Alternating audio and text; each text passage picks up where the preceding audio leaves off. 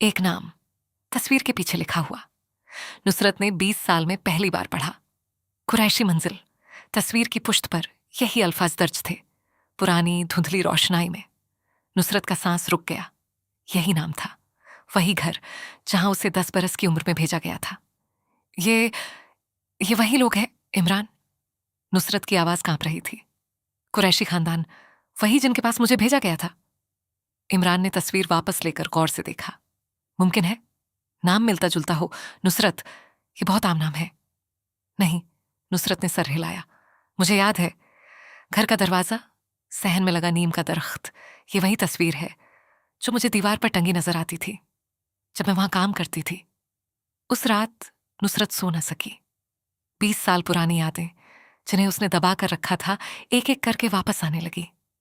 याद आया सहन में झाड़ू देते हुए जब उसकी उम्र की दूसरी बच्चियां स्कूल जा रही थीं और किसी ने उससे कहा था, तुम उन जैसी नहीं हो, तुम्हें काम सीखना है।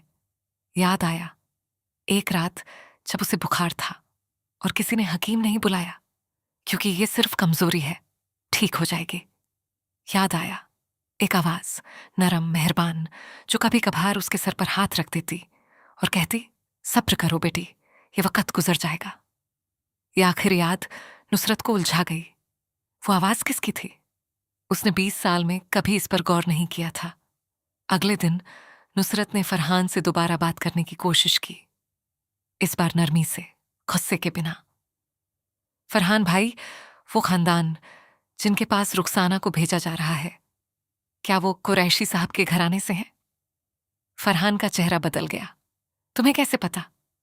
मुझे सिर्फ पता है, फरहान भाई, वही घराना है जहां मुझे भेजा गया था 20 साल पहले। फरहान कुछ देर खामोश बैठा रहा, फिर आहिस्ता से बोला, मैं नहीं जानता था नुसरत बाजी, कसम से नहीं जानता था। ये रिश्ता हमारे कारोबारी दोस्त आबिद साहब के जरिए आया। वो खुद कुरैशी खानदान के साहबजादे हैं। आबिद साहब कौन है? वही जिनकी दुकान के साथ मेरी शराकत है, जिनका मुझ पर थोड़ा एहसान है। नुसरत ने फौरन समझ लिया। यानी ये सिर्फ रिश्ता नहीं फरहान भाई, ये भी एक कर्ज है आप पर। फरहान की खामोशी ही जवाब थी। नुसरत का दिल डूब गया। ये बिल्कुल वही पैटर्न था। उसके अपने वालिद पर भी किसी का एहसान था, कोई कर्ज, और उस कर्ज की कीमत नुसरत ने चुकाई थी। अब वही कीमत रुखसाना से मांगी जा रही थी। फरहान भाई, मुझे आबिद साहब से मिलना है। नहीं नुसरत बाजी, ये ठीक नहीं। मुझे मिलना है, और मुझे ये भी जानना है कि कुरैशी खानदान के बड़े कौन हैं अब। क्या वही लोग अभी जिंदा हैं जिन्होंने मुझे... नुसरत की आवाज टूट गई। फरहान ने पहली बार नुसरत की आंखों में हकीकी दर्द देखा। कुछ देर बाद बोला, बड़ी बेगम साहिबा अब भी जिंदा है। सुना है बीमार रहती हैं। घर का सारा इंतजाम अब उनकी बहू के हाथ में है। नुसरत के जहन में एक सवाल कौंधा, क्या बड़ी बेगम साहिबा ही वो नरम आवाज थी, वो आवाज जो कभी कभार तसल्ली देती थी? उसी शाम नुसरत ने फूफी जुबैदा से दोबारा बात की। फूफी, कुरैशी खानदान की बड़ी बेगम साहिबा, वो कैसी खातून थी, आपको याद है? जुबैदा ने एक लंबी सांस ली।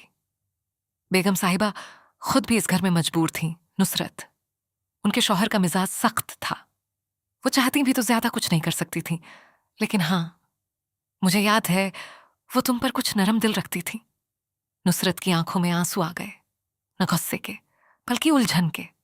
क्या वही औरत जिसने उसे कभी तसल्ली दी थी अब उसी घर में एक नई बच्ची के लिए वही खामोशी दोहराने जा रही थी? नुसरत ने फैसला किया, वो खुद कुरैशी मंजिल जाएगी 20 साल बाद, न काम करने के लिए बल्कि सवाल पूछने के लिए। इमरान ने उसे रोकने की कोशिश की। नुसरत, ये खतरनाक हो सकता है, पुराने जख्म दोबारा खुल जाएंगे। वो जख्म कभी बंद ही नहीं हुआ था इमरान, मैंने सिर्फ उसे छुपा लिया था। अब मुझे वहां जाना है, रुखसाना के लिए, और शायद अपने लिए भी। अगली सुबह नुसरत कुरैशी मंजिल के दरवाजे पर खड़ी थी। वही दरवाजा जो तस्वीर में था, वही नीम का दरख्त अब बहुत बड़ा हो चुका था। दरवाजा खुला। एक नौजवान औरत, बड़ी बेगम साहिबा की बहू, आबिद साहब की बीवी, ने उसे देखा और हैरानी से पूछा, जी आप कौन? नुसरत ने गहरी सांस ली। मेरा नाम नुसरत है।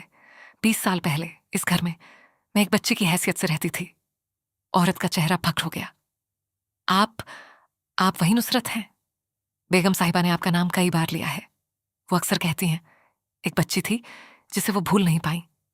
नुसरत का दिल जोर से धड़का। क्या मैं उनसे मिल सकती हूँ? औरत ने हिचकिचाते हुए दरवाजा और खोला। आइए, लेकिन मैं आपको बता दूं, बेगम साहिबा की तबीयत अब बहुत खराब रहती है, और जो बात आप जानना चाहती हैं शायद उससे भी ज्यादा पेचीदा हो।